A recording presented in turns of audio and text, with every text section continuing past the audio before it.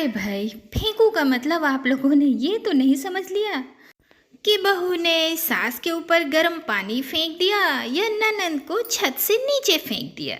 अरे भाई, फेंकू का मतलब है कि बड़ी बड़ी बातें करने वाली। तो आइए मिलिए हमारी फेंकू बहू रितिका से। अरे क्यों नहीं लगा देते एक एसी किचन और एक बाथरूम में। ओह माय गॉड, कितनी गर्मी है। कैसी बातें कर रही हैं भाभी? भला कहाँ लगता है किचन और बाथरूम में एसी? अब इतना सुनकर काम वाली तो हैरान हो जाती है।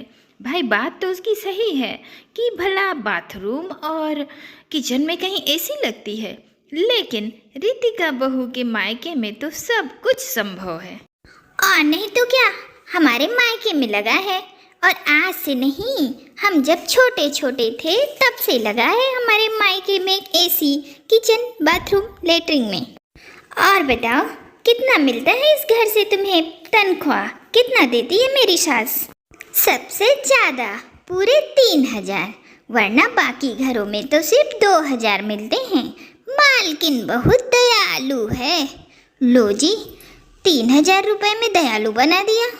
अरे हमारे मायके में तो 25,000 रुपये लेती है काम वाली, वो भी सिर्फ झाड़ू और बर्तन का।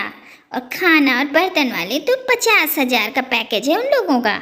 इतना सुनते ही तो काम वाली हैरान हो जाती है और उसके मन में लड्डू फूटा। हाय रे भाभी, कैसी बात कर रही हैं? पूरे 30,000? अरे भाभी, मेरी लगवा दो ना अपने मायके में नौकरी। अरे नहीं नहीं नहीं, ससुराल का तो एक पत्ता भी ना ले जाऊं मैं अपने मायके। तभी पीछे से उसकी ननंद आ जाती है और अपनी भाभी की आदत से भली भांति परिचित है, और वो भी मजे लेने से क्यों पीछे रह जाए। 30,000 तो मेरा पैकेज नहीं है भाभी, ऐसा कौन सा झाड़ू पोंछा होता है। अब तो भाभी को मिल जाता है मौका बड़ी बड़ी हाँकने का। अरे सपना, जितने में ये पूरा घर है ना, इतने में तो हम लोगों की पार्किंग है, वो भी पक्के मार्बल वाली। काम वाली को ननंद आंख मारती है। क्या बात है, पार्किंग में वो भी मार्बल? बात तो है ही, वो भी इटालियन मार्बल, कोई ऐसे वैसे नहीं। और जो हम लोगों के यहाँ 60 भैंसें हैं ना, उनके लिए सब में तबेले में एसी लगी है। हाय रे भाभी, भैंसें मार्बल पे फिसलती नहीं है क्या? अरे ना, सबके पैरों में चक्के लगे हैं ना, सब फिसल फिसल कर उसी में गोबर करती हैं। भाभी की बातों से ननंद और नौकरानी हंस हंस कर पेट पकड़ लेती हैं, और भाभी इस बात से अनजान कि क्या हो गया, ऐसा क्या बोल दिया उसने कि लोगों का ये हाल हो गया। फिर एक दिन, बहू, वो है सिर्फ एक बैंगन का भरता बनाना है, कोई खाने वाला नहीं है ना, रात की भी सब्जी रखी है, इसलिए ऐसा बना लो कि बर्बाद ना हो। फिर कौन बासी खाना खाएगा? सही बात है, मेरे मायके में तो 10-10 किलो बैगन का भरता बनता था। यहाँ आकर एक बैगन का भरता बनाना मेरे लिए तो बड़ा मुश्किल काम है। 10 किलो बैगन का भरता कौन खाता था? अरे खाता कौन होगा ये तो छोड़ो, बनाता कौन होगा और किसके लिए? अब बहू को एक बार फिर मौका मिल जाता है बड़ी बड़ी हाँकने का। हाय रे, क्या पूछ लिया, अब तो बहुत झेलना पड़ेगा। वो क्या है ना, हम लोगों के घर के आसपास जितने भी झुग्गी झोपड़ी वाले थे ना, पापा उन सबको सुबह शाम रात हर टाइम खाना खिलाते थे, और वो भी ताजा। लोगों के घर में बासी खाना तो जानवरों को डाल देते हैं, पर हम लोगों के यहाँ जानवरों को भी ताजा खाना बना कर देते हैं। आज जो बासी बचता था उसका क्या करती थी भाभी? अरे बासी तो हम ही गर्म करके खा लेते थे। अच्छा चलो, बातें बहुत हो गई। आप लोग भी ना बातें शुरू करते हैं तो लंबी लंबी बातें हो जाती हैं। रितिका, हमारी बातें लंबी हैं या तुम्हारी? अरे बेटा, इसकी बातें लंबी नहीं, बढ़ा चढ़ा कर बातें करती है हमारी बहू। ओह, आप लोग भी ना पता नहीं किसकी बातें करते हैं और किस लिए। ओह, मैं चली एक बैगन का भरता बनाने। बहू के फेंकने की आदत लगातार बढ़ती जा रही थी। फिर एक दिन, माँ, मेरी शादी में ना ये वाला लहंगा खरीद कर देना। अरे ना जी ना, हम तेरे लिए ये 1.5 लाख का लहंगा नहीं खरीदेंगे। 1.5 लाख का लहंगे पे पैसा फेंकने से अच्छा है तू कोई जेवर ले ले जिसकी कोई कीमत रहे। क्यों बहू, क्या सोचना है तेरा? अरे माँ, ये क्या कर दिया? किससे राय मांग ली? अब देखो क्या क्या बोलती है भाभी। अब क्या बताऊँ माँ जी, मेरी शादी में तो मेरे पापा ने 5 लाख का लहंगा खरीदा था और गहने जेवर ये सब अलग से। हाय रे बहू रानी, फेंकने की भी हद होती है। अब तो इस बात पे ननद को गुस्सा आ जाता है और वो भी बोल ही पड़ती है। वाह भाभी, आपने जो लहंगा पहना था शादी में, मैंने उसको ऑनलाइन देखा था, सिर्फ 10,000 रुपए का था। वो 10,000 रुपए का लहंगा, वो भी 2,000 किराए पर। झूठ मत बोलो भाभी, आपकी बहन सब बक कर गई है। हाँ, वो इसलिए क्योंकि जो लहंगे को ऑर्डर दिया था कारीगर ने कहा अभी तैयार नहीं है। पापा ने तो पैसे दे दिए थे, पर अब ननद का गुस्से का ठिकाना नहीं रहा, इसलिए वह चुपचाप वहाँ से बाहर निकल जाती है।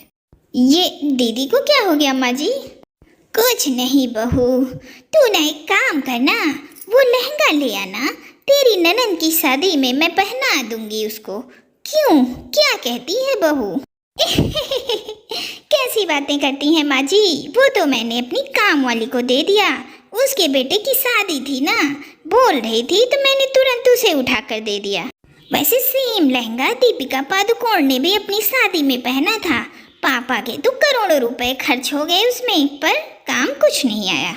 चलिए माँ जी, मैं चली। हाँ, पति और सास दोनों एक दूसरे को देखते हैं और हंसने लगते हैं। माँ, ये लंबे लंबे झूठ वो भी कितने प्यार से बोलती है। इसे तो पता है कि हम लोगों को कुछ पता ही नहीं, हमें बेवकूफ समझती है। क्यों माँ? अरे बेटा, पर हर वक्त ये सब ठीक नहीं है। अब कल की ही बात ले लो, पड़ोसी चीनी मांगने आई, अब उससे बोलने लगी कि हम लोग तो कटोरी में चीनी देते ही नहीं, हम लोग तो बोरी भर के चीनी देते हैं। अब बोरी तो घर में है नहीं, हम तो चीनी दे नहीं पाएंगे। अरे सोचो, खाली हाथ गई बेचारी। तो अब क्या करें माँ, कोई उपाय भी तो नहीं है? क्यों नहीं है, है ना। अरे तो क्या उपाय है? करो करो जल्दी माँ, और इसे ठीक करो।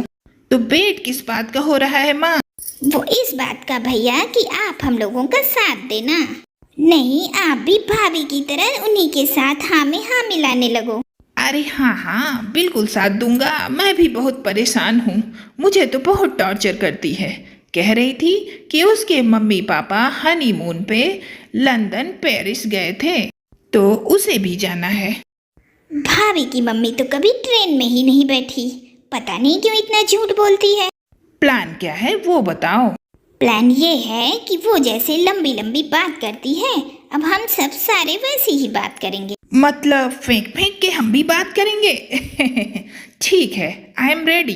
अब इन सब के साथ शामिल तो नौकरानी भी थी। फिर एक दिन, अरे भाभी, आप क्यों इतने हल्के हल्के कपड़े पहनती हो? ये मेरी साड़ी तो देखो, बताओ कितने की होगी? होगी यही कुछ 300-400 की। लो, क्या बात कर रही हो भाभी, इतने का तो इस साड़ी का एक फूल भी नहीं बना है। तभी वहाँ ननद आ जाती है। अरे रीता, ये तो लक्ष्मीपति की डिजाइन है ना, बताओ कितने की पड़ी? 1 लाख से तो कम की क्या होगी? अरे नहीं नहीं ननद रानी, ऐसा क्या? अरे क्यों नहीं भाभी, जैसी आपने साड़ी पहनी है इतने में तो 100 साड़ी आ जाए कमला की। अच्छा चलो मैं चलती हूँ, आज ना मेरी डेट है, वो भी शाहरुख खान के साथ। Bye bye. अरे अरे रुको, शाहरुख खान, वो भी यहाँ बलिया में? अरे भाभी, जब दो मशहूर डिजाइनर यहाँ आकर आपकी शादी में काम कर सकते हैं, तो क्या शाहरुख खान मेरे साथ डेट पे नहीं आ सकता क्या? अब बहू समझ जाती है कि मामला कुछ उल्टा हो रहा है, लेकिन अब वो करती भी तो क्या करती। हाँ हाँ, क्यों नहीं क्यों नहीं। तभी सास की आवाज आती है। बहू, अरे ओ बहू, मेरी सुबह की फ्लाइट है लंदन की, मैं सोच रही हूँ आपकी अपनी जन्मदिन की शॉपिंग वहीं से कर लूँ। माँ, मैं भी आपके साथ चलता हूँ, वो रास्ते में पेरिस आएगा ना, तो मुझे वहीं ड्रॉप कर देना। अरे रितिका, तुम सुनो ना, मेरे लिए पूरी सब्जी पैक कर दो जल्दी से। हाँ माँ और भैया, मैं आपको बताना भूल गई कि आज शाम को मेरी मुंबई की फ़्लाइट है। मेरी आज वरुण धवन और विराट कोहली के साथ मीटिंग है। जो आप ली और कूपर का जीन्स टॉप लाई थी माँ, वो अलमारी से निकाल देना, मैं वही पहन के जाऊंगी। मेरी 4 बजे की फ़्लाइट है। और हाँ माँ, जो वो वुडलैंड के जूते लाई थी ना, मैं वही पहन के जाऊंगी। इन सस्ते जूतों से मेरे पैर कट जाते हैं, मुझे पहनने की आदत नहीं ना। और हाँ भाभी, मैं आपको बताना भूल गई कि मैं भी सपना दीदी के साथ ही निकलूंगी। मुझे वो है ना, मुझे सलमान खान जी के यहाँ काम मिल गया है। पूरे 2 लाख का पैकेज है, 2 लाख का। इतना तो मुझे कहीं भी नहीं मिलेगा, आपके मायके में भी नहीं। इतना सुनकर बहू रोने लगती है। मुझे माफ कर दो, मैं नहीं समझ पा रही थी कि मैं क्या क्या बकवास करती हूँ। लेकिन अब जब मैं ऐसे सुन रही हूँ तो मुझे समझ में आ रहा है कि मैं कितना फेंकती थी। लेकिन अब मैं वादा करती हूँ कि ऐसा कुछ नहीं बोलूँगी। प्लीज आप सब कहीं मत जाइए। अरे जाना तो होगा ना बहू, लंदन नहीं तो लखनऊ। वो मेरी मौसी की बेटी का गाना जो है। और फिर इस तरह रितिका को अपनी भूल का एहसास होता है और तभी से वह बड़ी बड़ी बातें नहीं करती। आखिर सबकी मेहनत रंग लाई और उसकी यह आदत छूट गई।